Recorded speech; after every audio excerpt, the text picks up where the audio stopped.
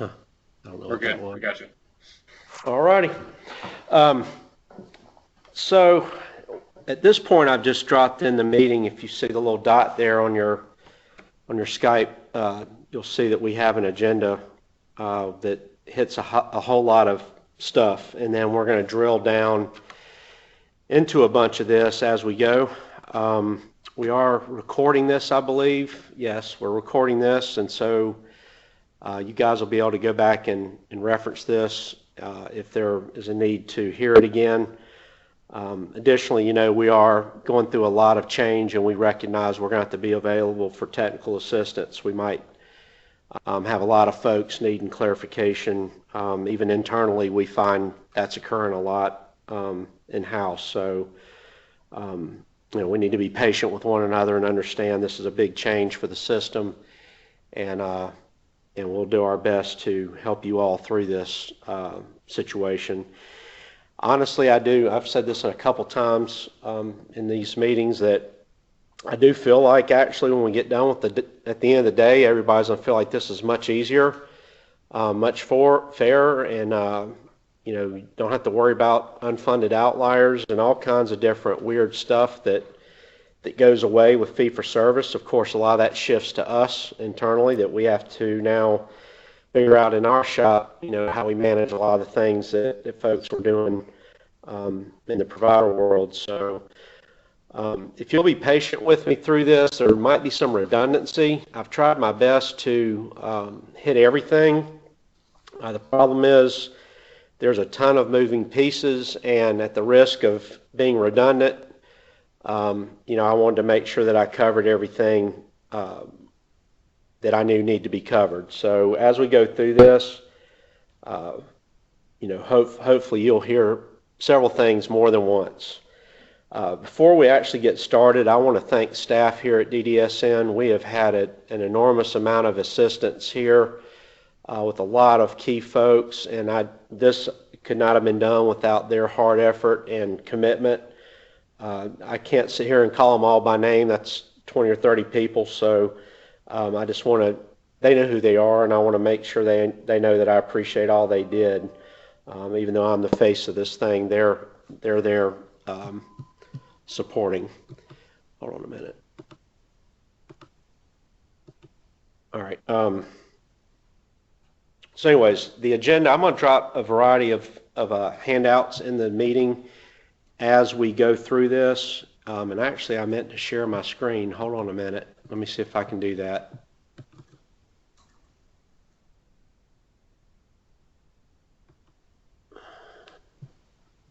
Sorry about that, guys. I meant to set that up before we got started. I just totally forgot.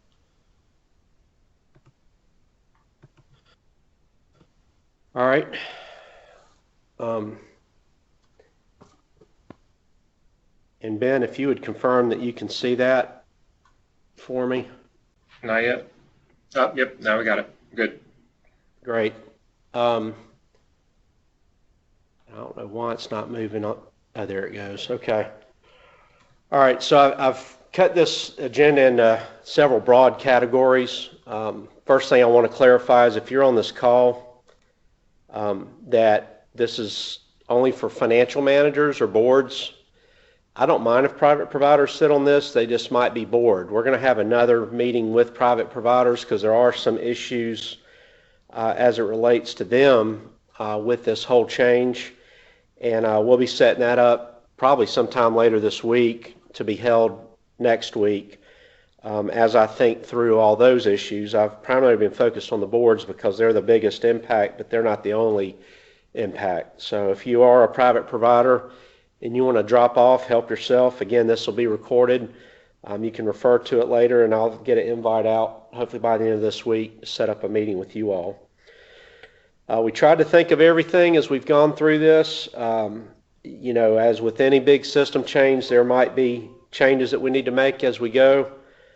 So I appreciate you all giving us your critical feedback and thoughts as we go through this. And if you think of something or realize that we haven't thought of something, it really is difficult, honestly. I mean, even with all my years of experience in the provider world, Once I got here, I realized how complex DDSN is, and I even didn't even appreciate what all is involved here. So, you know, while we tried to be thoughtful and think through every angle, I'm sure we missed something somewhere. So please do keep an open door of communication with us as we go through this process, and we are, you know, committed to fixing whatever we need to fix.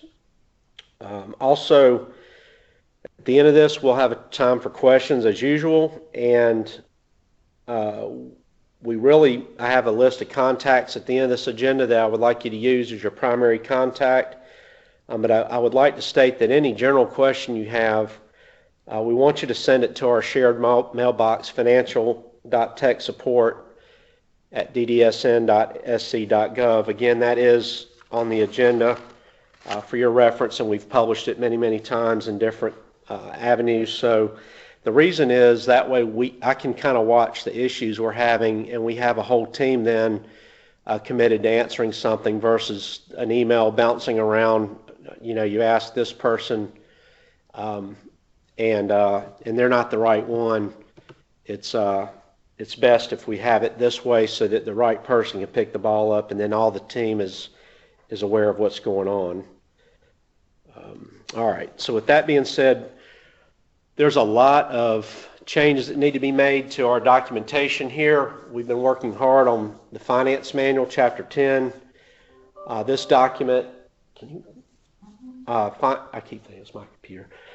Chapter 10, it's all about how to bill waiver services and goes over all those processes, and it's really needed some updates for a while.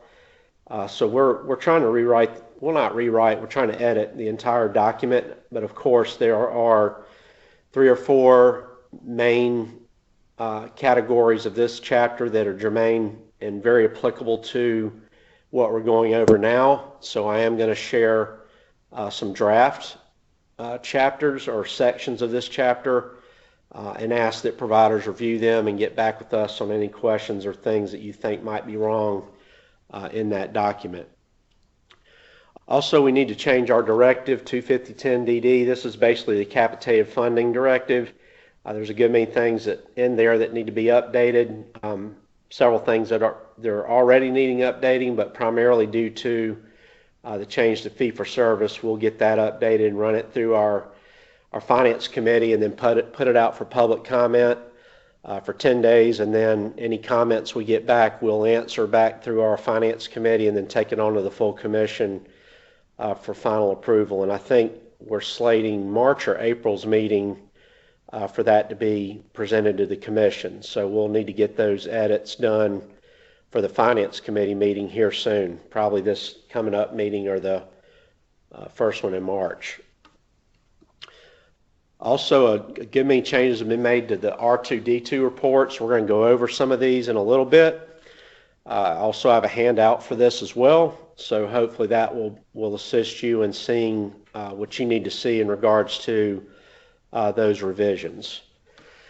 The billing and payment process, we are attempting to create a third payment schedule that isn't quite baked yet. It's still in the oven.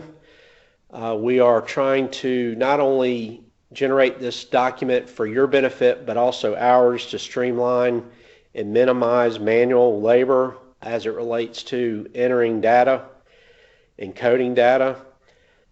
Debbie has said that she thinks her team will have it here in the next month or two. Don't hold your breath for that. We will certainly shoot for that, but with everything going on around here, stuff's always coming out of left field and hitting us unexpectedly. So, and we run into barriers we didn't know we had as we go through some of this stuff invariably. So our goal is, instead of you getting bombarded with all these little payments and trying to figure out what in the world makes it up, or us having to send you a bunch of attachments through email, that you have an actual schedule that has all these known recurring type payments on it, so that it's much more efficient and streamlined for everyone. And we'll release more information on that at a later date. we announced several months ago that we changed the environmental and private vehicle mods process. I bring that up here only because a lot of times folks haven't attended those meetings or didn't catch some of the details related to this, but basically we went fee for service, if you will, and cut you out of the middle of it for environmental and private vehicle mods several months ago. And so we're continuing to do that. We do have some lingering issues crossing fiscal years that I understand we're dealing with, but hopefully you all are familiar with this, and we are rewriting that particular section of the finance manual. I did not plan on going over that today because that was a major rewrite, and when I did my review, I wasn't 100% positive it was where it needed to be to release it to you all. So I do anticipate that being done here soon, though, as far as having that process and writing out of the finance manual. Debbie, you actually released instructions, though, right, on all this months ago? Yes, we did. Okay. So if you have questions on that in the meantime and you don't really know what we're talking about, feel free to reach out to Debbie or somebody on her team in SERB. It'd be Carol Mitchell or LaKenya Craig. Any of them will be able to help you with those questions. Can we mention something? Yeah, grab that mic and pull it close to you, please, because I don't know if they can hear you. With regards to the modifications, just bear in mind that due to STO, in their change, state treasurer's office, that the vendors, when we process them for payment, have a net payment terms of net 30 from the data invoice. So just be mindful of that. When it comes in, it's not something that we can change either. That's all. For those of y'all that are putting questions in the chat, I don't have two screens with me, so I cannot read your questions and share my screen at the same time readily, so I will get back to those questions in a little bit, if you don't mind. All right. So under item 7, this is something I think also is a win for the system. We were actually working on this before COVID, but then all heck broke loose with COVID issues on your end and ours. Basically, we were trying to get out of you guys having to sign and send in case management and early intervention bills, if you will, that are out of TheraP. Effective January 1, you don't have to do that anymore. You're not going to have to print those and send them in. We're going to print them on this side and pay based on what's in the system, but it's very important to note that there was a lot of reluctance internally to do away with this because the signing of that was perceived as your executive director or whomever signed that, indicating to us that they have reviewed and accepted the billings, but my understanding is that's done with every service note process within TheraP, and we would expect if you're billing these items, we're trying to make this more streamlined. We still expect you to do just as vigilant a job, if not more, to ensure that what we're paying is correct. One thing you'll note, when we do our audit directive, we may ramp up some testing in this area, maybe just for 1 year, and see what we get when we throw the net out. Because as we release some of these controls, we need us to make sure that people are doing what we're asking them to do and that things aren't going off the rails otherwise. And I don't really see the signatures is that big of a control, honestly. I understand from Lori and Ben that a lot of the controls are done within TheraP as y'all do service notes. So, Ben, you're free to speak up there if you'd like to. I'm not putting you on the spot, but if you want to comment, you can. Okay, so you'll no longer need to send that through RBC. We will just automatically pay those. We'll run that report in February here in a couple weeks and pay what's in the system. So I think that is something you guys will agree is a nice thing to eliminate. Item 8 here Bands B and I converted to capitated band, converted from capitated to prospectively paid fee-for-service, retrospective payments effective January 1. You all know that. We'll dive into that a little bit more in a little bit. Again, the agenda here is a broad overview, and then we're going to drill down here in a little bit on a little bit more details. And in fact, I think every amendment for those B's and I's have been returned at this point. So everybody's fully aware of that. Not everybody's happy with the amendment. Not going to say that, but everyone has signed it and gotten that back to us.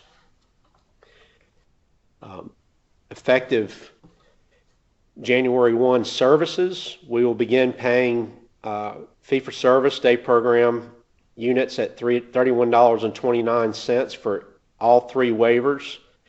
And this will be for at-home consumers, and it'll be based on actual units delivered. And I will get into how we're going to handle those folks that are attending the day program that are not waiver funded. And you know, the ICF folks, of course, are residential, so that doesn't come into play at all. Effective January 1st, employment individual services also for at-home consumers will be paid at one of two rates. We'll pay IDRD and HASKI at $16.48 per 15-minute unit, and CS waiver $21.95 per 15-minute unit. Now you're probably thinking, why is this such a difference here? I'll go over a little bit more details on the rates, but our goal here is to pass through what we get from Medicaid. And so when we get into the details here in a little bit later, you'll see where those numbers came from and why we landed on that. All state funded consumers will be funded at the same rate as if they were in the IDRD waiver. The service provider will be paid based on units delivered, thus eliminating the need for, and I want to accentuate service provider. We're not talking about financial manager, the actual provider of the service. So Board A in the past has been had the band and had to pay Board B for all the day attendance through a third-party day contract. You'll no longer need to do that for at-home folks, and we'll go into that in more detail again here in a little bit. But we will pay the service provider for day attendance, not the financial manager. So it'll eliminate those cross-board issues. If they're a residential consumer, then there might be a need to maintain that still, because there's still a band out there and there's a financial manager. Respite, what we're talking about here is if you have board billed respite, you have your own fiscal agent, or respite providers are on your payroll, whatever the situation is, we'll begin reimbursing you at $317 per 15-minute unit for all units of service on or after January 1st. I want to highlight that this in no way changes the 1130 pay rate that you're expected to pay providers. It does not go up or down. This is just our pass-through rate for respite services. Companion, same thing. It'll be $329 per 15-minute unit. Again, doesn't mean you can't increase what you pay your providers if you want, but there's no requirement that you pay them more or less based on these pass-through rates. We have already ceased recouping lots of items. You should have seen this on your January and February payment schedules. Your February payment schedule just was coming out, right? Just recently, maybe? Because That's correct. It comes out this week, maybe. I don't know, the Kenny or somebody online can comment if they want. But anyways, your first payment schedule for February comes out in late January, and all the credit reports you got for January not credit reports, payment schedules that you got for January should reflect what I'm about to tell you. So the IDRD waiver direct billed credit reports were split into at-home and residential effective with the November report. So the last report with the October report, the last report you paid in full was the September report. Again, we'll get into this a little bit more later. This is a lagging 3-month situation due to the timing with HHS, but we split that report into 2 pieces, and then only the residential folks that are in the waiver, since you still have those bans, are recouped. Everything for at-home folks, we just pay it and we don't take it back from you anymore. Medicare Part D, same thing. It's split. Difference there is it's only 2-month lagging, so that we're talking about the November report was the first one that we split with you. CS waiver. Again, these were all at-home folks, so we don't split this one at all. We just began paying it, not recouping anything. And then the district or regional payrolls, if you're with Charles Lee or Jasper, the underlying date of service for payroll starting January 1, 2021 and later, we will just reimburse those agents, but we will not recoup any of that from you. So payroll dates December 31st and earlier will continue to be recouped until that's fully recouped. And then January 1 and later, you won't see it again as far as coming out of your check, because all those folks are at home. All right, so that's the direct build. No board build, you guys are still paying some things out of your accounts payable or payroll. Those things will be reimbursed based on our rates, not your cost. Similar to the respite and companion example. So we will pay those off of what you actually are sending us so that we can bill Medicaid for those activities. And so this is a big deal. We're going to have to get into this in pretty detail with folks, because what we have found, because we pay you prospectively in a band, we are consistently finding that boards are not turning in, and I'm not saying every board, just here and there, boards are not turning in everything that they need to turn into us so that we can bill Medicaid and get our money back. We find a lot of this happening.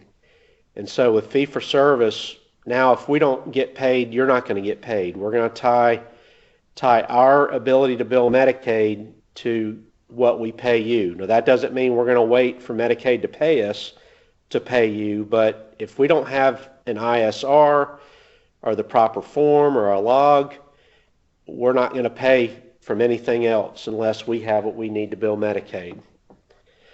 And that is a change. So now your revenues are tied to our revenues. In administrative costs, if you have admin that you're still incurring, which many of you will because you have your own respite payrolls still, we will still reimburse you for those administrative costs, and we haven't quite released the details on that yet, but it'll be basically what we do for the state-funded community support, state-funded follow-along, and HASKI waiver programs. You'll just turn in a document to us, we'll vet it, and then reimburse you for your admin costs.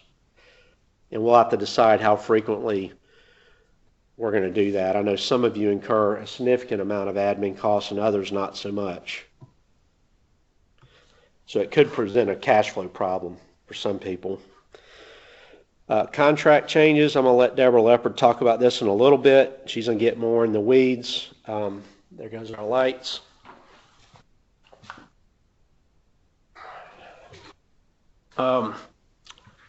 The Capitated contract was amended as we stated, and you've all signed that to take the funds, but we've got to also change some contract language. We are not providing you a list of consumers anymore for funding bands A and B and I. And so Deborah's going to go over the report that you need to run so that you guys can track who's receiving funding and who isn't, so that you can make sure on your end you know whether you should be paying bills or not, even if it's board billed. And because let's say that you pay respite out, but the person hasn't been given a waiver slot, and you try and bill it to Medicaid, but it's state-funded community supports or something. We've got to have a way to make sure that we're coding these respites and different costs to the correct funding source. So Deborah Leopard will go over that in a little bit. We're going to create a new waiver services contract, and we're going to move all 3 waivers into that one contract. What that'll do is pull Haskell out of the non-capitated contract, which does away with your 95% spending requirement. I don't think many people ran into that with the problem anyways, because it's a fee-for-service type of program, and it just eliminates that kind of ridiculous calculation and review that you have to do, or your auditor, to make sure that you didn't make more than 5% on those services. So when we move that to waiver services, all 3 of those will be now fee-for-service, and there will be no spending requirement for those 3. We will still have the reserve requirement for the time being. When we move full fee-for-service, we'll have to take through the commission a review of whether we want to eliminate that reserve requirement, the 3-month reserve, which, I think most of us feel that needs to go away at that point. But again, we need to talk through that, make sure that we're not missing anything. And I know there's also a proviso out there that talks about this, so it's not as simple as just changing it. All residential bans are being adjusted effective January 1, 2020. We're going to go over that in a minute. The non-ICF bans are going up for the day program, and the ICFs are going up for our pass-through rate. And again, I'll go over that in more detail in a minute. The day program attendance requirements for at-home adult day were eliminated entirely for this year, even though we didn't go fee-for-service until January. The fact that we did a 60% recoupment already, we can't double recoup. So that 80% attendance requirement for B and I folks only is going away, and did go away. If you look at your amendment, you'll see the minimum units went to 0. The day program attendance for residential, on the other hand, we're going to do a study and determine a baseline expectation for residential, because again, that day we're relying on residential folks to attend the day program when we're calculating our budget and determining our funding bands and all those other calculations. So we have to establish some expectation of day services, but we're going to base it on pre-COVID levels that appear to be the sweet spot for what folks are running statewide, and then we'll adjust to that. And I'm sure we'll have some provider meetings to go over that with you all before we actually land on that percentage, or at least share some information with you for feedback. Band B outliers went away effective January 1st. That's one of the things we have to change in the directive. We will, though, still reconcile the first 2 quarters sometime in the 4th quarter of this fiscal year. And I'll go over that a little bit more also in a bit as to how that's going to look. We are already reviewing funding for residential consumers with Mary. Folks are working on that. So if you're not familiar with that process, please reach out to us. There's been several memos and comments in the commission meeting. We've talked about it in several of these meetings. We've talked about the acuity project with our residential consumers, making sure we're properly funding and properly allocating funds to those folks. And that's really Mary's project, so I'm not going to dig into that in this meeting. If y'all feel like we need another meeting to get into that in more depth, that's outside the scope of this meeting, and we can set that up. Any funding changes that are approved, we intend to retro back to July 1. So if you're thinking, well, days and months are passing, this is really going to hurt us because it's not done yet, we plan on retro those funds. Now, of course, if the consumer moved in after July 1, we're not going to go back to July 1. It's going to be based on July 1 or the date they moved or placed, or the date their situation changed that maybe caused their need for a funding change. You know, it could have been someone, you know, had a heart attack or something in November, and you've had to ramp up your staffing level at that point. So we will consider those types of things when we look at the funding decision.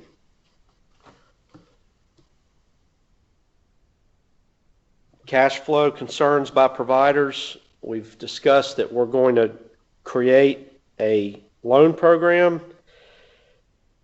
We are really close to issuing some guidance. We need to run this through our finance committee on the 1st, and based on their review, determine if the commission needs to look at that in full before we roll that out. But what I would like to do is go ahead and let folks know, if you're already seeing the writing on the wall that you know you're going to have problems, go ahead and give us a heads up at this point so we can start working with you in a proactive manner. I don't want you waiting around for something to come from us when you're sitting there full well knowing that you need some assistance. So if you will reach out to me personally, let me know. We'll begin helping you and looking at your cash, looking at your operations, and figuring out what we need to do to help you out there.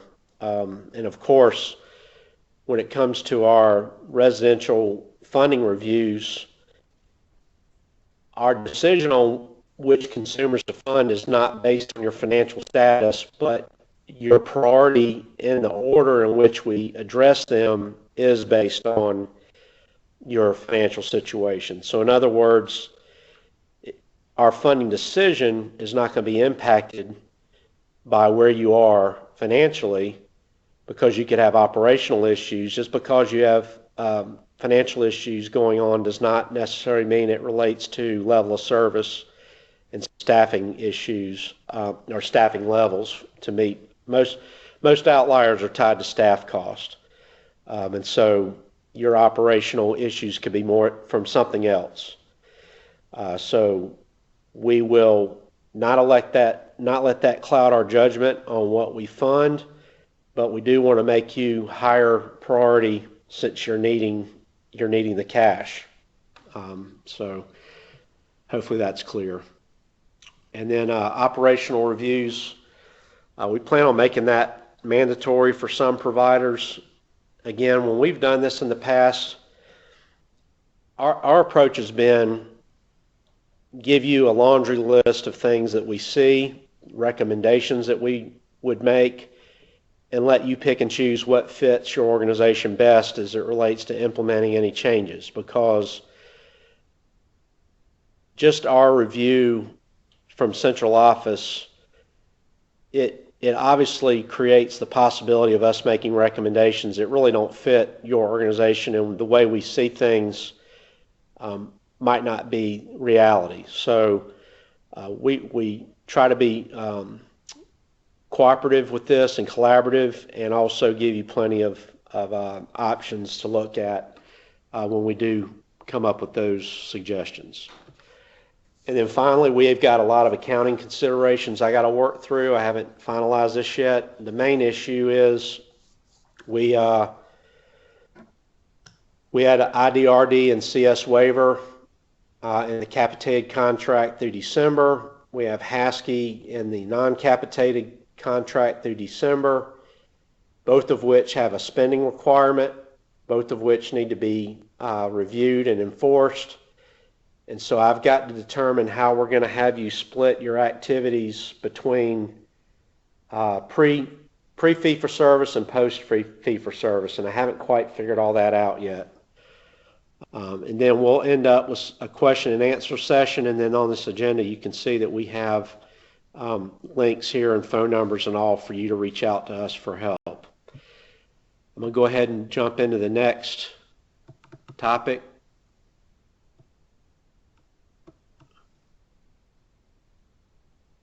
All right, we have, let me drop this in the meeting, hold on.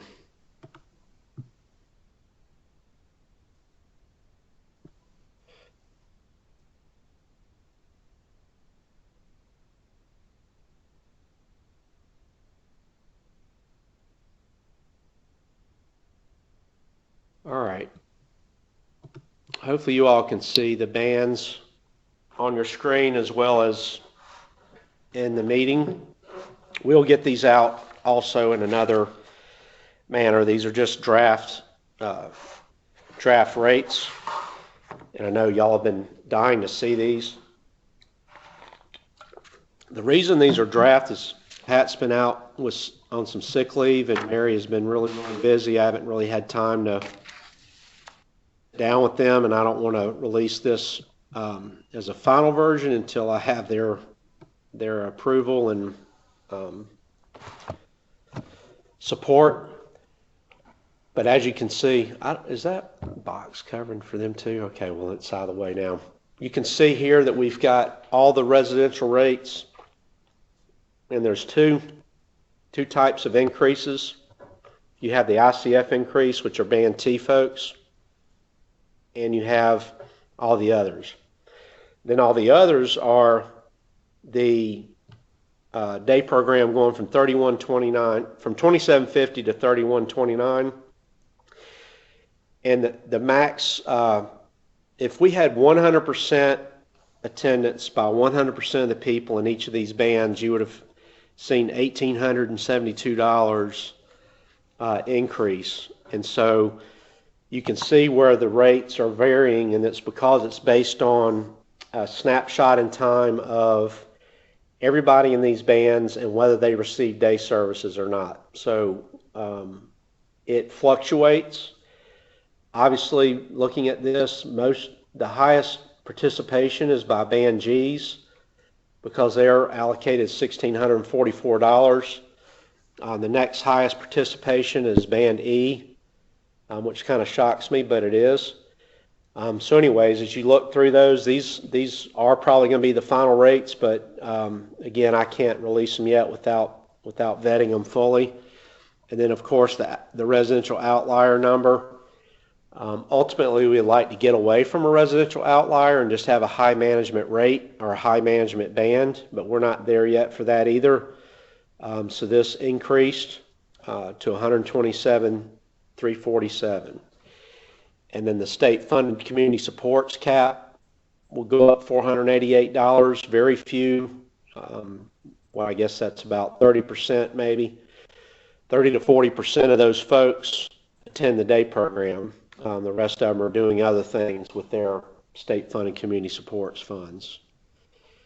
And then the qualified provider rates, most of these don't affect you all. Some of you do have some contracts with DSN. This is again an example of where the complexities come in that I wasn't familiar with. And you can see here the adjustments for these rates. And then supported employment, you can see what we were paying $17.90 for all supported employment units, and now it's going to vary $16.48 or $21.95 so that we can get to the pass-through rates. And then respite, you can see there, goes up by 34 cents a unit, and adult companion 47 cents a unit. So those are the revised funding rates, and like I said, we will hopefully get those out as a final official here soon, and I'm going to add another attachment.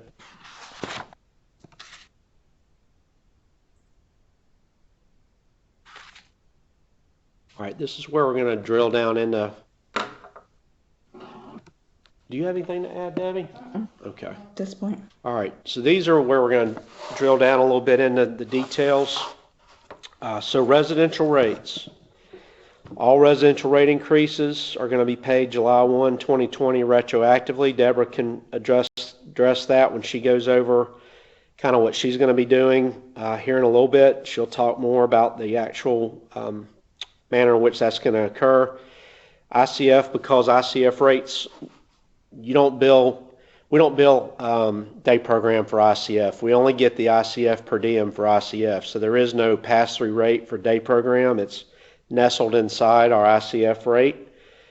So we pass through that increase, and then for your non-ICF residential rates, it went up to $379 as I noted before.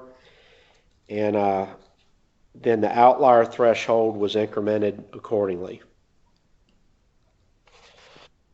The Band B outliers, as I stated, those are discontinued, and the funding was removed pro rata effective January 1.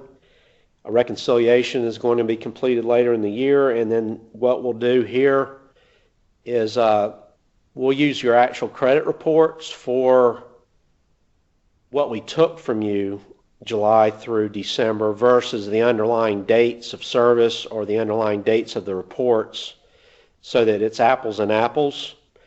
Traditionally, when we settle this, we look at paid claims, which is based on dates of service.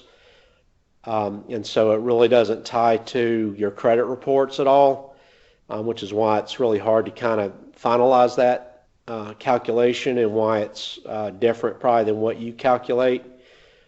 But anyways, we will use, which that will be, March through April through September, I think, actual credit report dates that we will run to do that. And same with the Medicare Part D. We will calculate that using that's 1 month less in arrears, so it would be May to October for that one, if I'm doing my math right.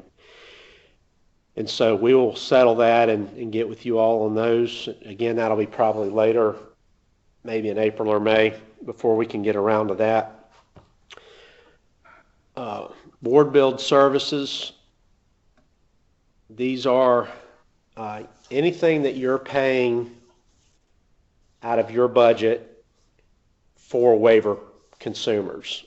Up until this point, when you paid a payroll or accounts payable, you would code it to one of your 3 waiver departments. Husky waiver, you would send us a individual service report and a summary, and we would pay you from that. So it was already fee for service since inception, as far as I know. But these other 2 are going to be done the same exact way, basically. So when you incur these costs, you'll continue to code them as you always have, and we will have a reimbursement process tied to you sending us information for billings for those services. Any respite on your side, if you have a respite payroll, you're going to have to split your, when you turn in your information, the January amount that we will reimburse you will be based on the underlying dates of service for that respite payroll. So in other words, if you had a pay date of January 8th and only 2 days of that payroll was in January, those are the only 2 days that you'll be able to bill us for, and we will pay you fee for service at $317 a unit. And anything prior to that, you already have the band, and will be expected to pay that out of your budget. Also, any other service will be based on the underlying date of service, not the date of authorization or the date the provider bills you. So let's say, for example, you had a service that was provided in December and the vendor billed you in January. That was on your dime, not ours. But just because they billed you in January and you paid them in January does not make it reimbursable by us as a January service. So we will be looking at detail cutoff here to ensure that what we're paying is appropriate, and we'll have to work with several of you probably to work through the logistics here for your respite payrolls and what we need. We'll have to get with our SERB folks and probably get out a memo on what we want you to turn in with these respite payroll in particular, so that we can see that the payroll was split. Eventually, I guess let me say it this way. We already have a project with Health and Human Services related to electronic visit verification, and we've been working with TheraP and EVV and HHS and other processes to basically come in compliance with the federal mandate for electronic visit verification. So when that happens, which we're targeting January 2022 for that to be fully implemented, when we go through that process, and again, all this isn't written in stone, but I'm talking theoretically right now, HHS will basically handle all the payroll and everything at that time, and you guys won't have to even deal with Respite for the most part. I don't know how that's going to affect the 2 district payroll folks. I know they're probably listening in and wondering what that's all about. We're going to need to get with them and find out, how that interacts with what they're doing for us, and make sure we work through all those logistics.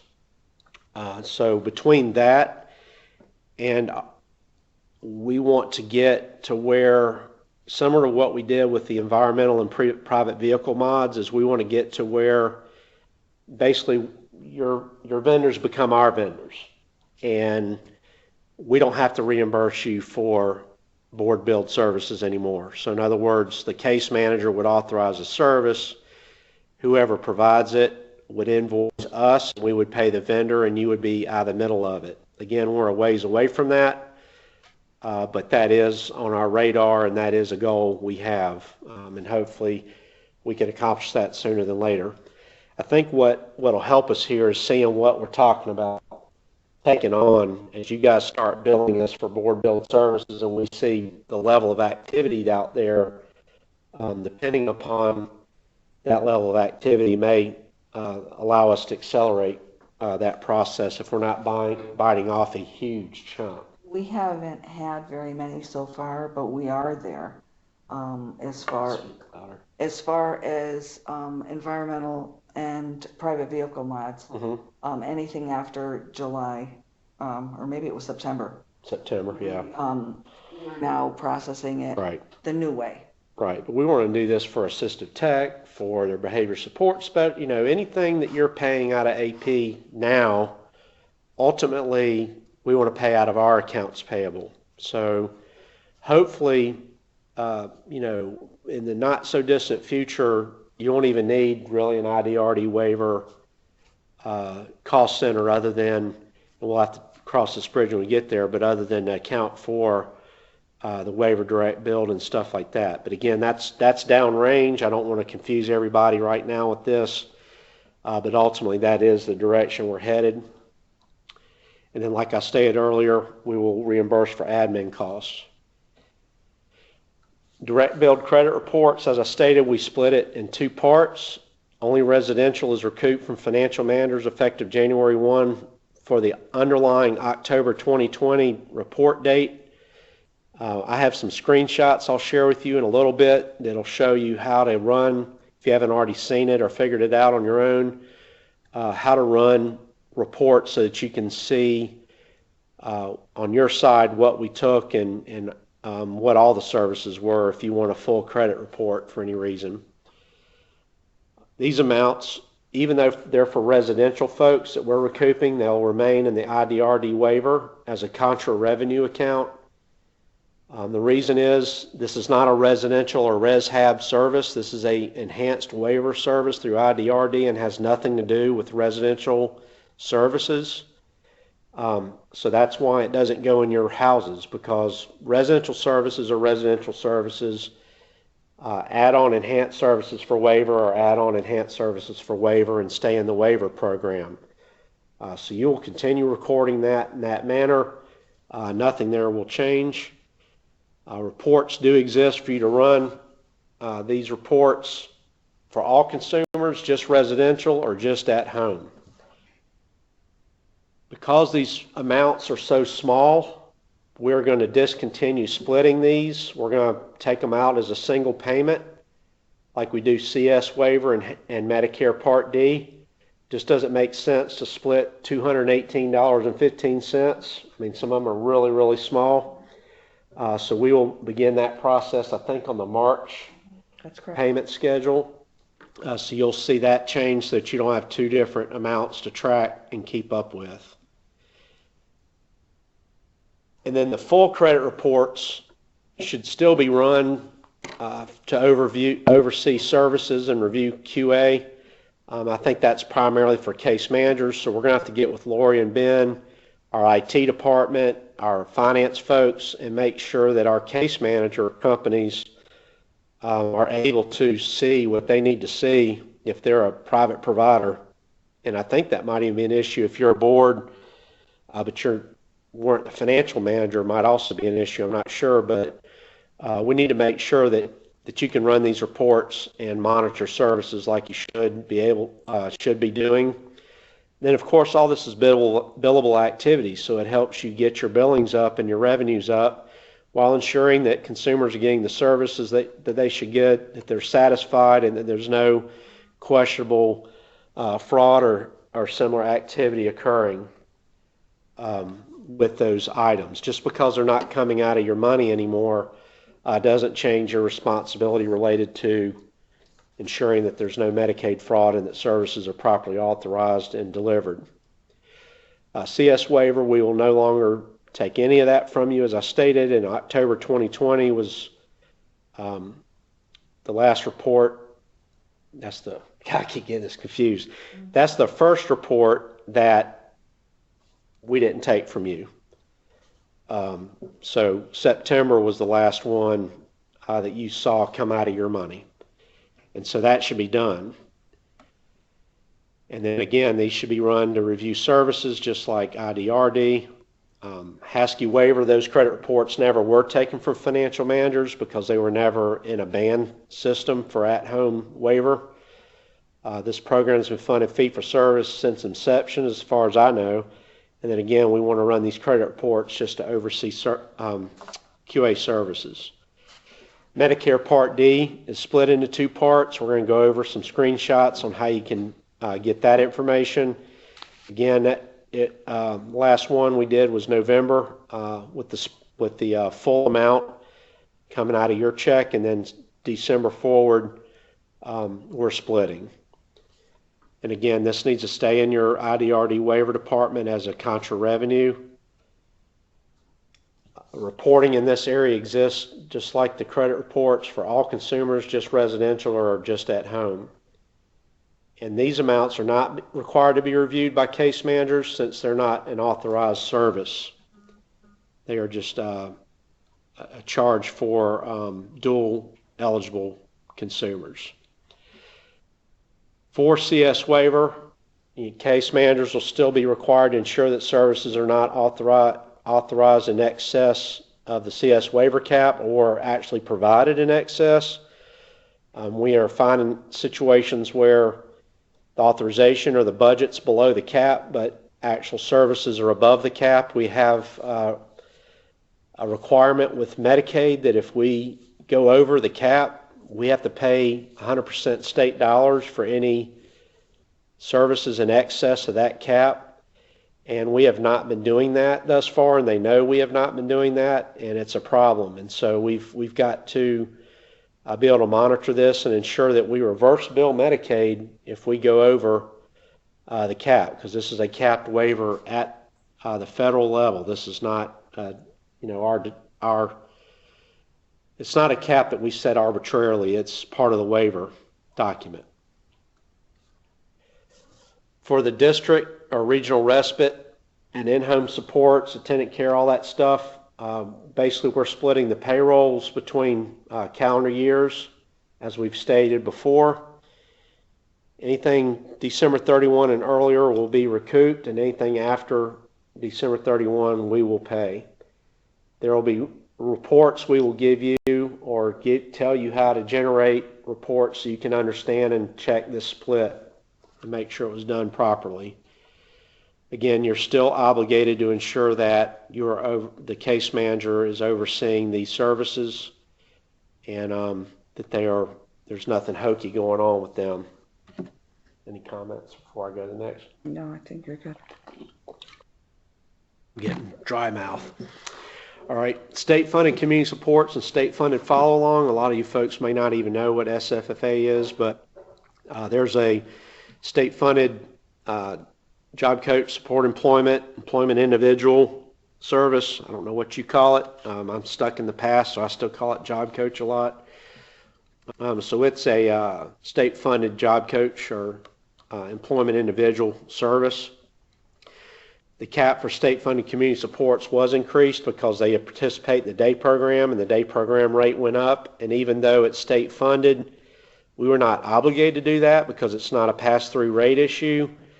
We just felt it was cleaner to have the same rate and not have a bunch of different rates depending on if they were state-funded or not. The state-funded follow-along was not changed because we had one rate that went down and one rate that went up. And we will keep an eye on that, but we feel that the cap that's there is sufficient and really didn't need to be changed. We will revise the contracts for this grant, though, because it mentions rates, and so the rates in there will need to be updated, and the billing also, the calculator or whatever billing process, well, actually we'll show you some of those invoices here in a minute. These units, you'll no longer have to send us anything to get paid for the day program components. For either of these two services, we will run that here, and we will show you that in a minute, and we will pay you based off what's in the system. So you no longer have to do that. If you have state-funded community support services that are not day program or support employment individual, you'll still need to follow that process to get reimbursed for those services. Day activity billing. We have generated a structure where we can run all these reports here and get our non-residential consumer reports, and also you will have access to these reports. Again, we'll go over those here in a minute, and you will see what is available to you for those revenues, so that you can predict those on your side and test us, make sure we're doing our job properly. There are also summary invoices that we'll run here, and we'll initiate payment based on those. And as far as an accounting, we need to continue to show these revenues in their proper place. For adult day program, even though it's going fee for service, you will still show those revenues in adult day. You won't show those revenues in IDRD, CS, or HASKI. Again, these are adult day program revenues paid by the waiver. They're not an enhanced service for the waiver. And same with over-enrolled, which we'll get into in a minute. I don't know how many folks are doing it this way, but state-funded community support should have its own department and should be allocated day program similar to an ICF, so that that's in its own bucket and not mixed in with our Medicaid costs. And then state-funded follow-along should be allocated support employment or individual employment expense, which again, I don't think a lot of folks are actually doing that, but that would be the proper way to do it so that we don't get our costs commingled. Hopefully we'll do some training here soon about cost reports, because there are a good many things that we are finding that we're going to need to fix and make sure we communicate to you all on your end, so that we're not reporting incorrect Medicaid allowable cost, and this is a couple examples of that. Individual employment billing, we have 3 rates for 3 waivers, which is very interesting. This is a problem I noticed when I first got here, but have been unable to resolve. We are continuing to fight this battle with HHS to try and get this fixed, but as you can see, we get $5.11 for head and spinal cord injured waiver, $16.48 for IDRD, and $21.95 for CS. And we've been paying, or based on our rates, our funding bands, $17.90 was built into that, and then for those that were private, that were in fee for service, we're getting $17.90. So we were having to supplement the HASKI rate, and we are still going to by $11.37. We talked about passing the 511 through because that's what we're obligated to do, is pass through our rate. But that really didn't seem fair because this is a rate issue at our level and really shouldn't be, our problem shouldn't become your problem. So we made a decision to continue to fund it at the IDRD level. So HASKI and IDRD will be paid at the IDRD rate, and so will state funded, by the way. I should have put that there. And then CS will be paid at the CS rate. All the invoices we have that we'll go over in a minute factor in those rate differences. And again, this will be paid off reports that we will run. Most of you are familiar with the tables that show up at the bottom of the DSALs. We have new categories that you will see. Here is an example of the different line items that you will see now. The 59 units, don't pay that any attention. It was just a placeholder for our internal example we were running. But that's where you'll get your summarized units there. So you familiarize yourself with those codes. For third-party day, financial manager that's a DSN board with a service provider that was a DSN board or a private provider for at-home consumers. So that's a mouthful. If you were a financial manager for a B&I and you had a third-party arrangement with a service provider, regardless of whether they were a board or a private provider, you should have had a third-party contract in place with each other. Effective January 1, 2021, you can cancel those contracts. Effective January 1, 2021, you need to make sure that you've got everything settled up between you through December 31st, though.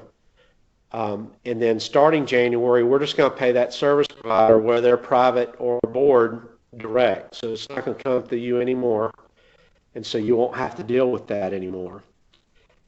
July to December, though, you need to go ahead and figure that out, make sure all the billing is done. And note, even though we're passing through 3129, you will not pay the provider that 3129. You are still going to pay them $27.50 plus the absences ratio. And the reason is, with the $27.50, there's an absences component built into that rate, and that's why it's lower. In addition, it's partly our admin that we were getting out of that difference. And so if you pass them through the 3129 and pay them absences, you're going to pay them basically for absences twice. So you would basically leave your existing contract unchanged. What you already have in place should work just fine. Just make sure that you get it all settled up and you can terminate that contract. And when we pay the service provider, again, it's going to be based on actual units provided by them. And so we won't have to track those absences anymore and get into that whole craziness of, how to bill for absences and whether you can bill for it or not. Now, if you're a financial manager and you have a board band, or you're a private provider, I should have put that in here, but this isn't for private providers. Private providers may have a residential band that includes day as well, and they may have a service provider that's a third party that they pay for day services, and those contracts will need to be maintained. And then what you will do is you'll revise the rate effective January 1, 3129, and again, get rid of the absences, no longer tracking that. So in other words, you'll have a contract through December, just like you do now, where absences are billable. And then you will do a contract revision where it says our rates are going to 3129 effective January 1st, but I'm not going to pay you for absences anymore. Done are those days. So the main thing we need to do is make sure if they bill you, that you get a copy of their DSAL or ISR or whatever they need to prove that they provided those units and they billed Medicaid. We're going to need to make sure that you've seen that on your side before you pay them. Otherwise, we're losing revenue again. That's one of our revenue leaks that we've identified. All right. I don't know if everyone is familiar with this term, over-enrolled, but over the years, there's been an 80% day program attendance requirement, and DDSN permitted folks to enroll folks for free, if you will, where they attended. They weren't charged, their family wasn't charged, and we didn't pay for the service, but yet the service was still reported through the DSAL. The reason was to fill up the 80% attendance to avoid a payback. So these are what I've called over-enrolled. I don't know if that's an accurate term, but it's what I've always called it. And so as we go through this, you know, a question came up, of course, is what are we going to do about these folks because we've never funded them before. Are we going to start funding them now because we never have? Well, yeah, we are. We don't want to kick these folks out of services. That's unfair to them. Again, we're trying to complete a payments adjustment, and they don't need to be a victim of what we're going through, so we're going to grandfather these folks. We're going to discontinue the ability to over-enroll. But those that are over-enrolled will continue to be funded at the 3129 rate, even though they're not Medicaid funded. The key part here is we need to make sure that they're shown in CDSS and STS as receiving day program so that they show on the DSAL, or that you're submitting your handwritten DSAL, writing them in so that we see them. We need to make sure that going forward with fee-for-service that they're in the CDSS, because again, if we're running these logs and they're not showing on there, we're going to have some problems trying to get you all paid. So these folks, you need to check on them. You need to. We're going to be sending a survey out. I thought it'd be out by now, but I haven't had time to get to it. We want to ask you for details on your side as to who you think you have, not private pay, but over-enrolled. And we're going to compare that to our records, and we're going to discuss anybody that's different. If your list doesn't agree with our list, and try and figure out why that's happening, and then determine, are we going to continue funding those folks or not, depending on the explanation for that discrepancy. So we are not going to discontinue funding those folks. Hopefully you're happy to hear that. And then as far as the loan program, I'm not going to spend much time on this, just to let you know kind of where our mind is right now. Again, this has not been vetted. This is really a draft. It's not been vetted at all with our commission, and I feel personally they need to approve this. Any loan will be interest-free. It'll be for projected cash falls to cover up through June 30, which is the initial 6-month period that they agreed to help providers with. We'll need some kind of evidence that you need the funds. So in other words, probably a cash flow projection or something like that. We'll have to look at any existing line of credit you might have and whether it's available to you. We obviously don't want to, we got to be careful if you maximize your line of credit and then you start borrowing money from us, that could be a cause for some concern. So I don't think we'll require you to maximize your line, but we probably aren't going to let you just not use it at all when we go through this process. Again, that has not been determined. And then we need to figure out, Mary used an example of a payday loan or a title loan, and it's a great example. We do not need to get providers in a mode of borrowing to patch a hole that they have it fixed, and that hole still exists after June 30. So either we're filling that hole because we haven't been funding you properly for residential placements through the acuity process, and or you have operational issues that need to be addressed. And so if we're going to give you money, we need to figure out, okay, so we're going to give them $500,000 for a 6-month shortfall. How are we sure they're not going to need $1 million next year for a full year? So we're going to have to work through that. And of course, I think both parties are interested in figuring those things out so that you can return to a healthy situation. And of course, if we do the operational review, it's like, we really don't see any problems here. We might have to go back and look at your your individuals again. If we didn't find in the first pass, we're like, well, no, there's no operational issues, and we fixed their acuity issues, but there's still problems.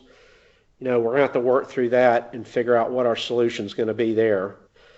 And then we'll require repayment over a reasonable period of time. We've got to make sure that when we set up repayment terms, that it doesn't contribute to your inability to meet your needs the following fiscal year. So we'll probably defer repayment for a period of time and make it very reasonable, whether that be over a 3 to 5 year period. I don't know. Again, that's some of the terms I need to talk to our commission about.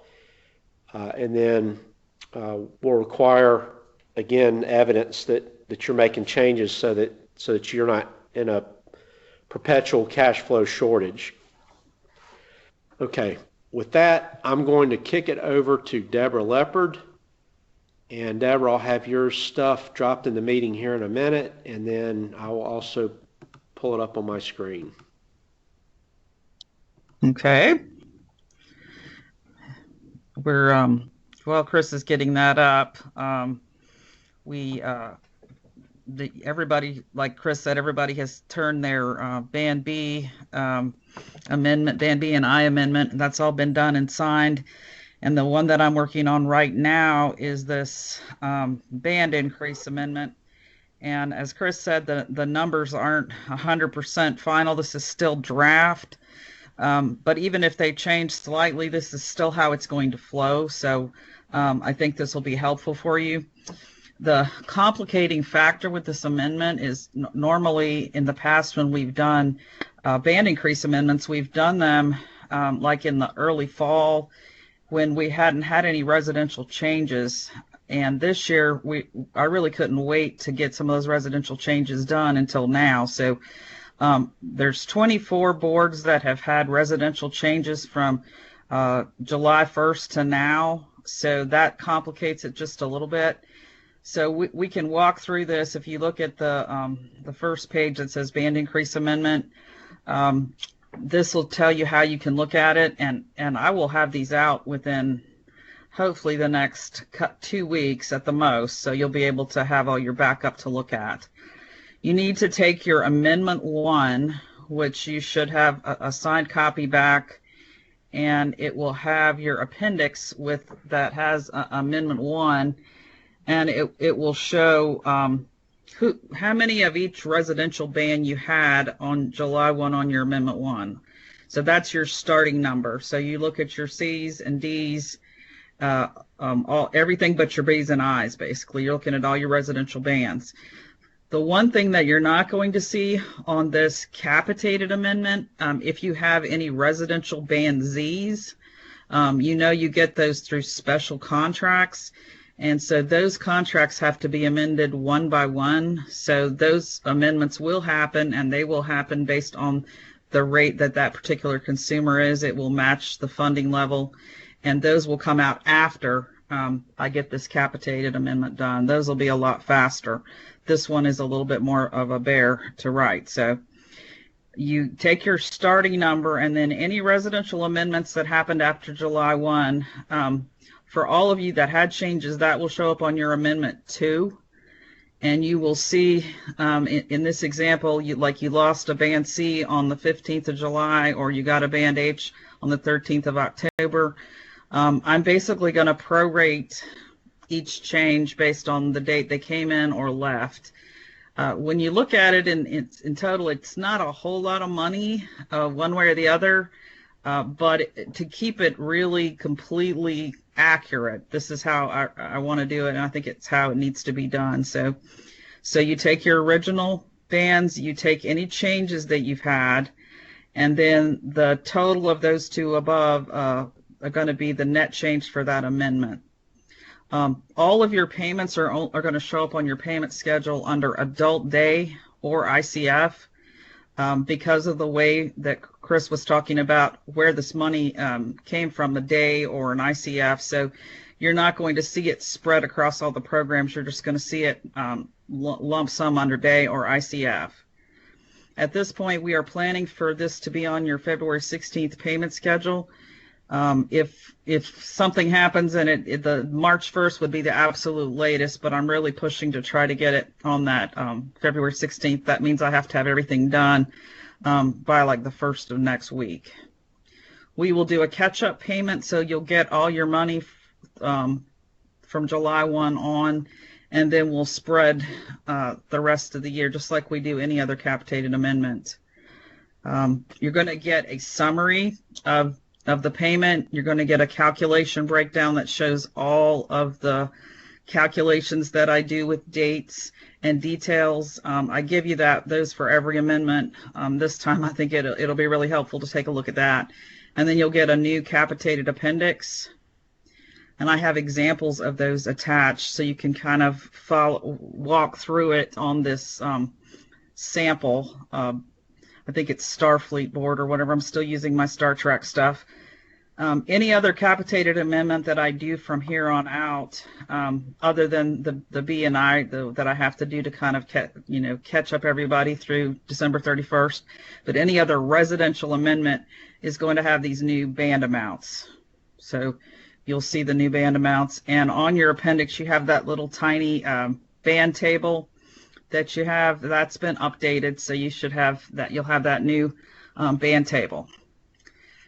Couple other notes about contracts. And Chris already mentioned that we are going to update the contract, capitated contract, with wording changes. We just wanted to get that out to you, and we decided we'd wait and get the wording change done in the near future. And we'll also be doing that new waiver services contract that Chris talked about. Hopefully not too far in the future. It's just a lot of irons in the fire right now, and this band increase to me is a top priority to get this money out. I will still be updating in CDSS any consumer that comes or goes that was at home IDRD or CSW with a B or an I in CDSS for the time being. Hopefully at some point we won't have to do that, but for now, if you look, if you're a financial manager, it'll still show B's and I's, and those are consumers that are in the waiver, that have a slot, that have budgets, and that would have been a B or an I, just so that we can track who's eligible for those services. You can run a report of all your approved consumers that fall into those categories, so you can check to see who you might be able to bill for.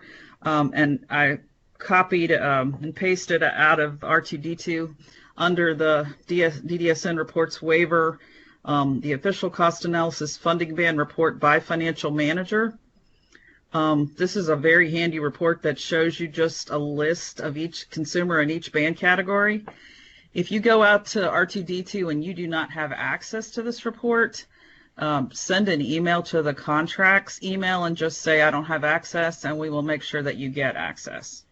I think you'll find that report very handy for a number of different things. The next few pages are just this is a sample of what your amendment's going to look like. At the top, I'm just giving a breakdown of how much you're getting for each band. And then you see I have slots for the C and the D and G and H. Those slots is what you started out the year. This particular provider started with those 3 C's and 29 G's, and you're getting the full annual amount for those people. And then they had a termination of a Band H in July, and so I basically took back the difference. And then they had a new Band T that came in November, so I gave them the difference.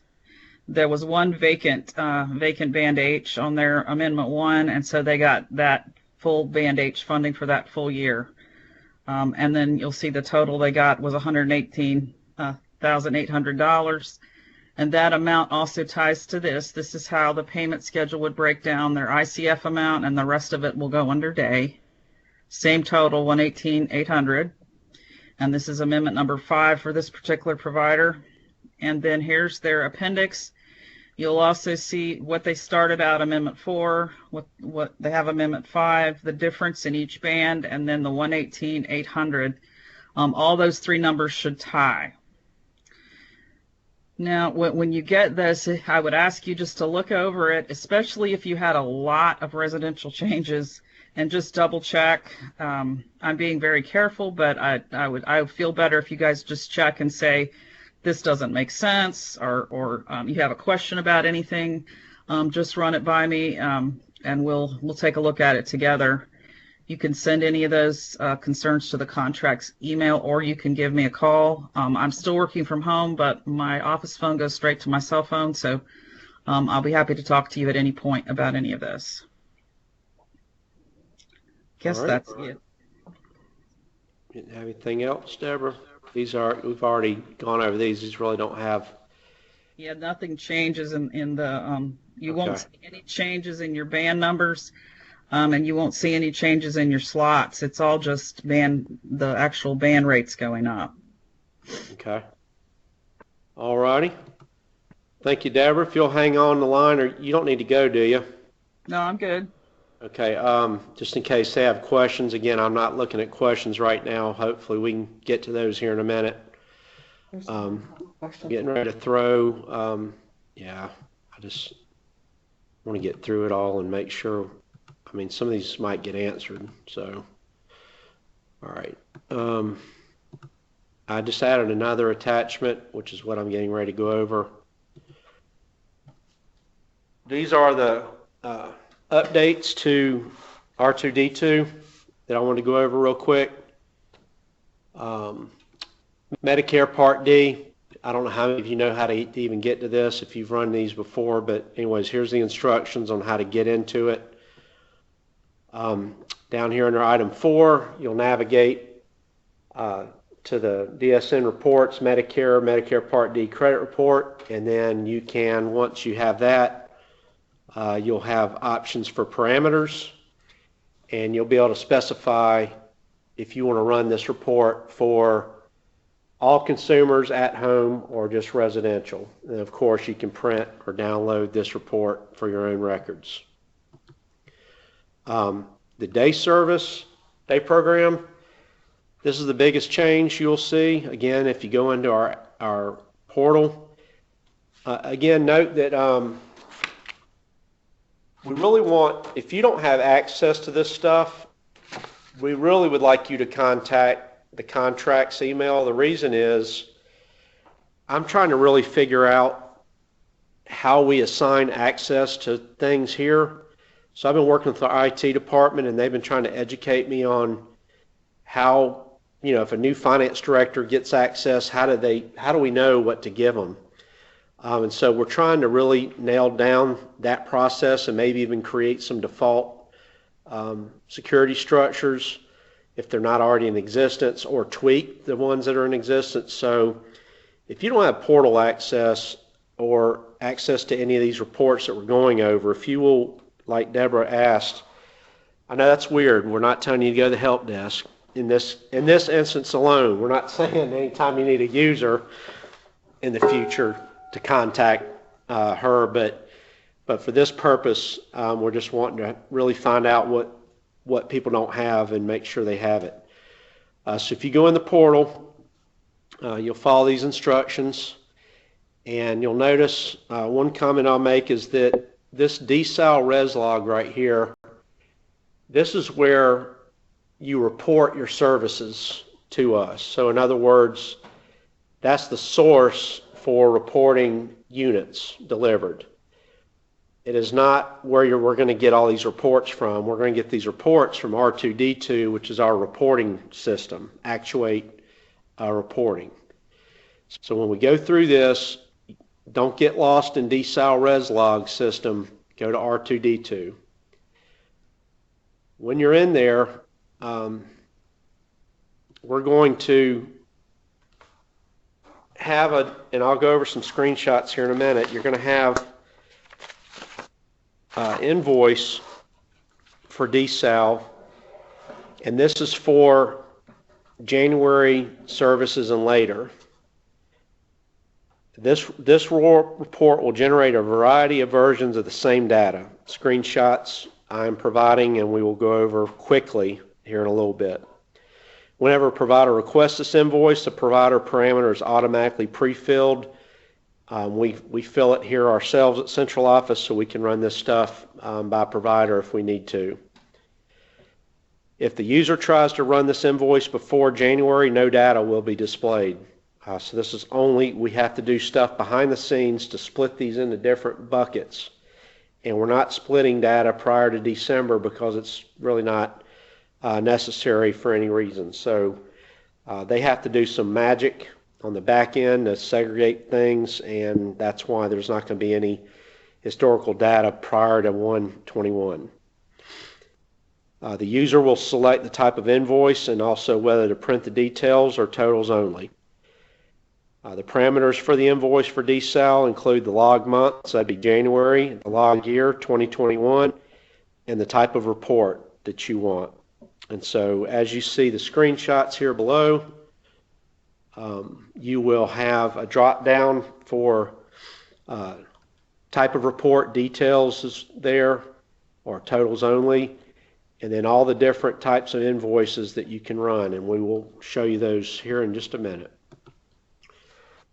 So item 7 is a invoice, detail invoice for CS waiver consumers. You'll notice the rate is $21.95 for individual employment services individual, and the rate for day service for our unit is $31.29. It is summarizing by S code, so these are summarized by service. Similar report for IDRD non-residential report. Again, that's an option in the drop down. And again, you can see the rate is $16.48 and $31.29. For HASKI consumers, providers will no longer have to turn in an ISR for day services or for support employment individual, because we'll pay you off of this. I know some of you do have HASKI day, and you have to write that in your log, but we will use this going forward. And so you'll see the $16.48 here. And then for the purpose of this invoice, if you will notice, and I don't know if it was on the other or not, we ran this report for February, but note this January unit here. We had one unit that got reported late. The way this system works, it knows whether it's reported it to us or not, and it'll go back and pick up old units that maybe weren't in the system at the date we ran the report. So if you don't run this on time, it's going to affect your cash flow, but you will ultimately get paid. You'll get paid late, you just won't get, it won't be that you won't get paid. They'll have to submit their logs. They'll have to submit the logs and approve the logs in order for the invoice to create. Yeah, right. We'll go over the actual DSAL process here in a minute. I've got some finance manual pages we'll go over as it relates to the actual process. And then this is the state-funded follow-along. Again, we'll run this here and pay off of this. State-funded community supports, same thing. We will run this and pay off of this.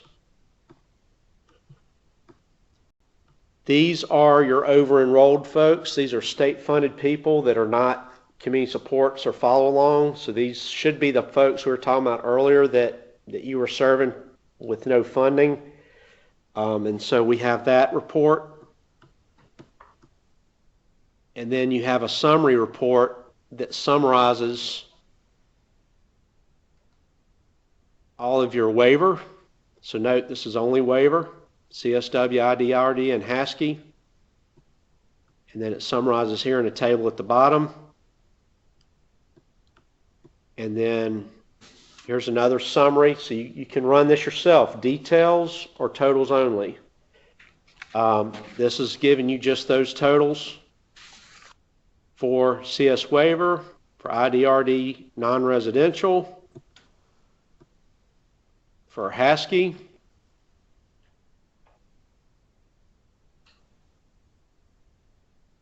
state-funded follow-along,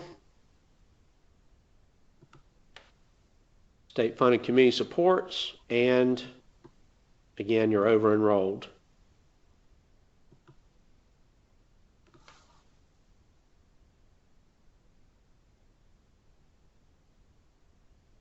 All right. There is an invoice that you all have been running that was called DSL Service Totals Invoice for State-Funded Consumers, and we appended on the end of it before January 2021, but this is actually the same report you were running before to bill us for state-funded. That report will still run for December and earlier, but it will not show any data after December, because it's now in a different report. And so you won't have to print this and send it to us. So no data will run if you print it for January, February, and afterwards. All right, now we've got a couple finance manual things I want to go over real quick.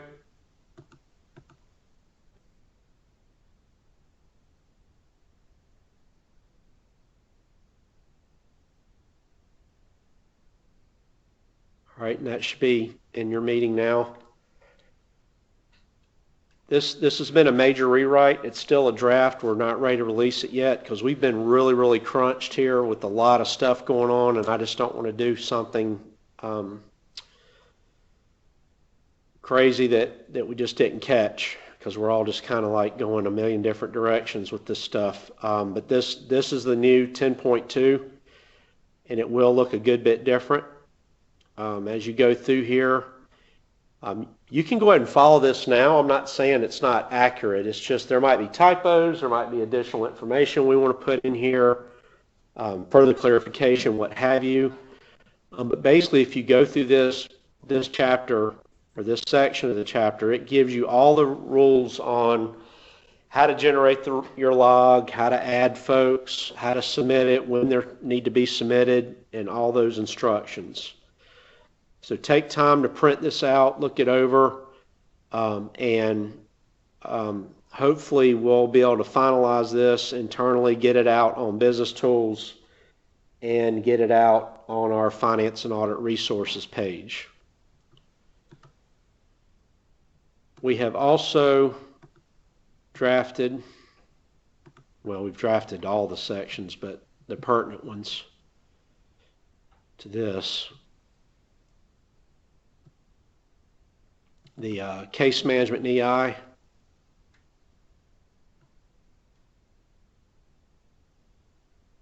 So this has been updated. Basically, if you go back to the current version out there, it refers to service coordinators and refers to putting in service notes and some system. I can't remember what system y'all were using, but anyways, we're in Therapp now, so this has been updated to reflect all that. And basically, signed invoices here are no longer required to be submitted for payment, but it's still your responsibility to make sure that these services are accurate and are properly supported. That's always been the rule. It's just now that you're not sending to your executive director to sign them, we want to make sure that folks don't let their guard down and think all of a sudden they don't need to look at things anymore. And then the waiver credit report one is another major rewrite, and I'll share the draft of that with you. It is in the meeting now.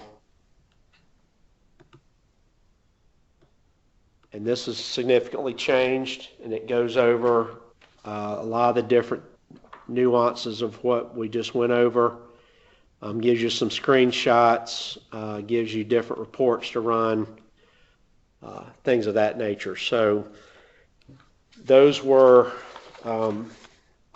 we don't have a draft directive yet to share with you. Like I said, that'll be out for public comment when we do finalize that. So at this point, I've made it through all the materials, so I'm going to see what kind of questions we have. I'm going to stop sharing my screen here and see what kind of questions we have, and hopefully we can get them all answered. There's only like 3. There's only 3. Well, that's going to change. I'm sure they're going to. No, there's a lot. All right. What about assistive tech after January 1st, Glenn? If you were paying that, all right, let's talk about direct billed. you used to have a process where you excluded over 1,000 in your credit reports, and since you're not going to be paying for credit reports anymore unless it's for a residential person, which I don't know if you can do assistive tech for a residential person or not. I don't think you can, but we're talking board billed, I presume. And so with board billed, you will still pay the invoice, and you will submit it to us for reimbursement based off a billing, a document that you will turn in to bill us for that item. And I think it's the already existing assistive tech form that we already have. Will the invoices and reports still be in CDSS? We financial managers do not have access to case management EI thereout. They'll still be there. I answered that. I answered it. Yes, the invoices will still be in CDSS. Okay. All right, Beth. So I guess you saw Debbie's answer. And everyone else, I'll actually read it and give you the answer. Beth wanted to know, will the invoices and reports still be in CDSS since financial managers don't have access to case management EI thereout? Well, I think there's an underlying question there of whether you really should have access to that or not in thereout, but we might need to dive into that at a later date. But yes, those invoices, Debbie said, will continue to show up in the old system, even though we're not requiring you to print anything and turn it in. Susan asked, let's see, let me go back and see. All right. In regards to employment individual, I'm assuming this is on. It was my understanding that DSN had different rates for support employment. However, DSN was going to utilize one rate across the board. Was this not stated in a meeting or at a commission meeting? Yeah, we stated that we were going to look at trying to use one rate. Here's the issue. First of all, we're only obligated to pass through the rates, so we'll be glad to give providers 511 if that's what they want. So that we took the high road on that and said, no, that's not fair. Well, then the support employment up to this point has been paid, other than state-funded follow-along, which is not a Medicaid service, has been paid at $17.90, which is a bogus rate that really no one here knows where it came from. So we looked at what the actual rate should be, which is $16.48, which is what we're obligated to pass through. There's really no reason to supplement that rate with state funds. CS waiver, if we dropped it to make it the same as IDRD, then we wouldn't be passing through the full rate. So, we're basically boxed in with where we landed. I feel it's fair. I think it's straight up to all providers. And what we've got is a problem, honestly, with HHS. We got to figure out, should everyone be at $21.95 a unit that CS is at, or what is that rate supposed to be? We've just got a mess, and we inherited that. There's not much anybody here on staff now can do about it other than continue to try and fix it. So when we sign our admin contract, what we're obligating ourselves to is passing through the full rate, and we are doing that and more. So that would be my answer to that question. Will companion providers start billing DDSN instead of the financial manager for January services? Companion providers, is this a private provider or a financial? This is Donna asking. She's at Thrive. They will, for this time, they are not our vendors at this point. We are eventually wanting to move to where we pick up all that, including companion, where they become our vendors or through our payroll system. At this point, you will continue to maintain that process, and we will reimburse you the $329 or whatever per 15-minute unit. Is that the right rate? $329? Don't remember. $329 per 15-minute unit. So yeah, you'll continue to do that, and then we will reimburse you based off billing documents that you should already be turning into us so that we can get our money back on that service. Oh, she said, never mind. Sorry. Mike, how will cost for behavior consultants for residential consumers be handled? We're in fee-for-service for at-home bans. Behavior supports for residential consumers is unchanged. We have not done anything with residential bans other than increase them to pass through our day rate and our ICF rate. So anything residential is unaffected by anything we're doing at this time.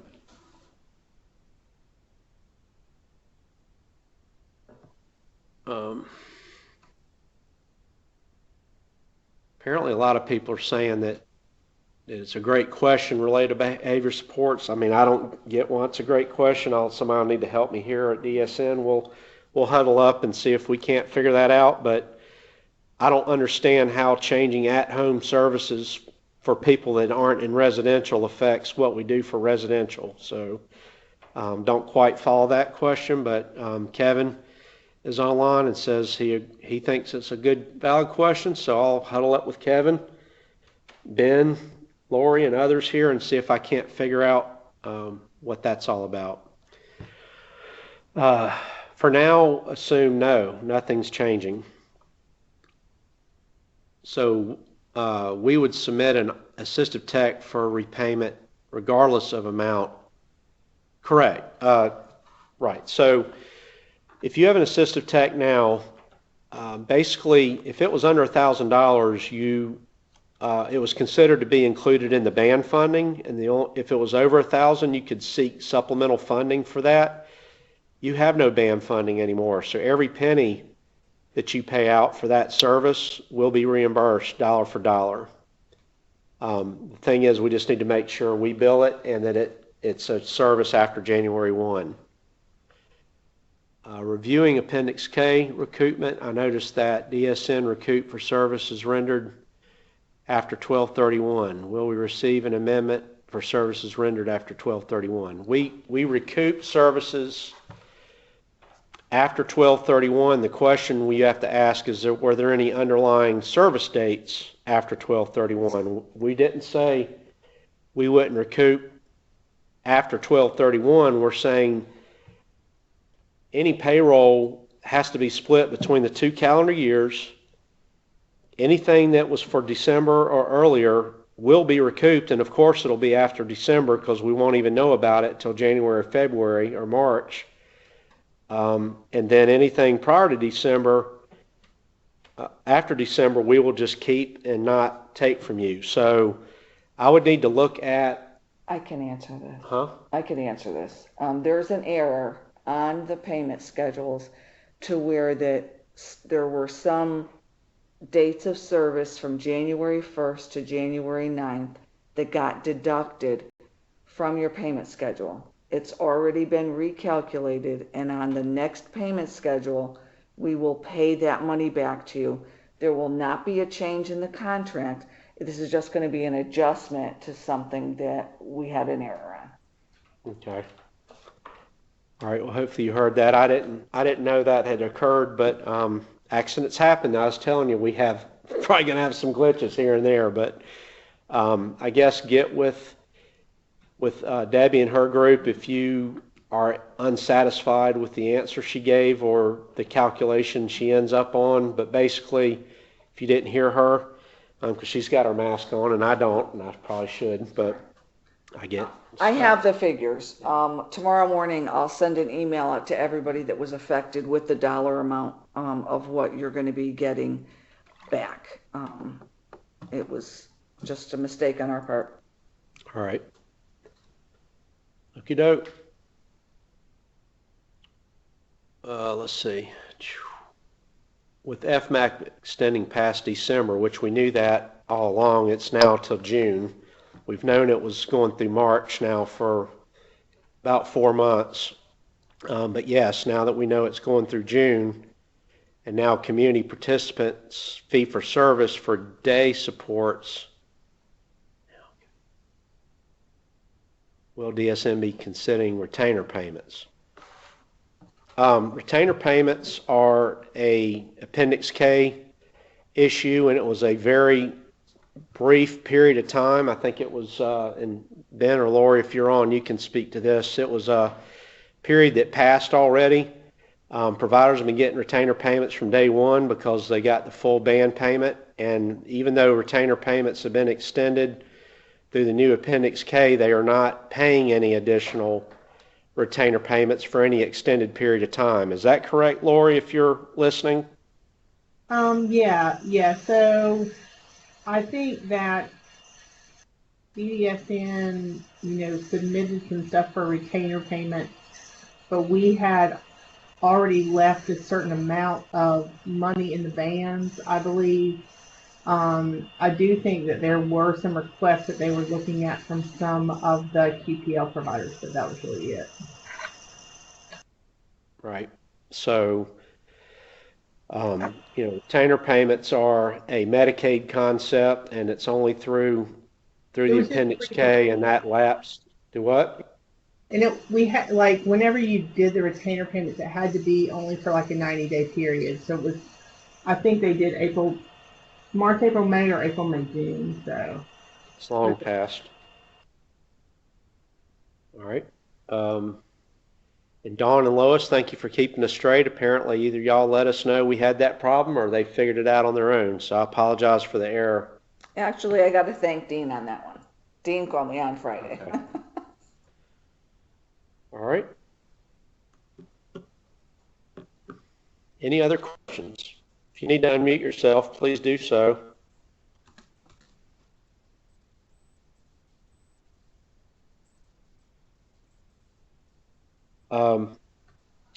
It seems like after going through all this, there probably still are some dangling chads that we have to deal with, hanging chads. We need to follow up on behavior supports question, and I think we got to probably make sure we're clear on the process used to build board build services. Kind of thought we were going to use the Husky Waiver system because it already exists, and all we have to do is say use it for everything. But I don't think that's where our Medicaid billing department landed. So I really need to have an internal meeting and figure out exactly what they're recommending that be, because I think we're having some internal communication things we need to figure out, and so we are clear to you all. But definitely behavior supports is something. But is there anything else you remember? You're getting the in-home supports thing fixed. Yep, that's getting fixed. Any other questions?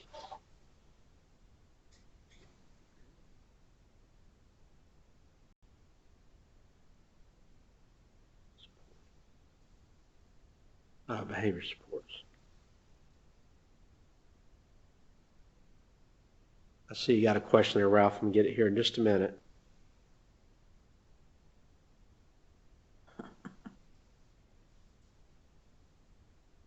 All right. Ralph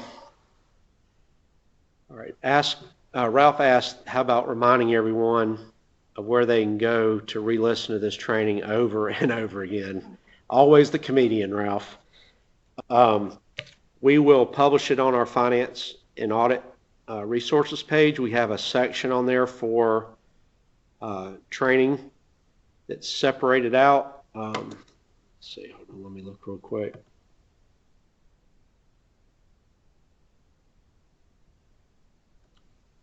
There's a section called Training Resources, and in there we have fee-for-service implementation materials, which has the video from the last session we did back in December, and then we will put this one in there as well as all these handouts, so that you all will have them there, and then we'll do a broadcast email as well with the attachments so that we can make sure everybody has what they need.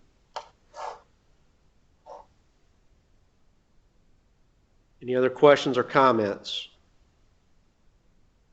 The only other comment I would make is, I know a lot of you folks are out there trying to to really estimate the impact of this on your organizations. We are here to try and help you through that.